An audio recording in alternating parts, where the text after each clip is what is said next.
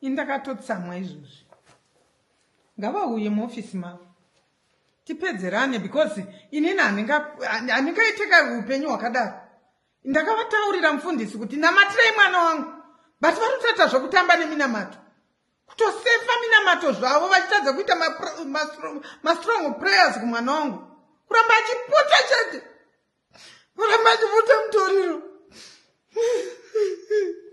Hazviiti handibve pano, handisikozoba pano kana nezvikaita sendenge ndiri pano chete. Ngavapedze chechi yavo iyoyo, tipedzerane pano muofisi mavo imomo. Ndinozviridza izvi zvese izvi, ndichazviridza.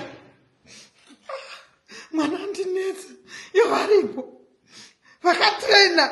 Munhu akatrena kuchengeta vana, munhu akatrena kutaurira vana. Varikutadza nei kutaurira mwana wangu? Varikutadza nei?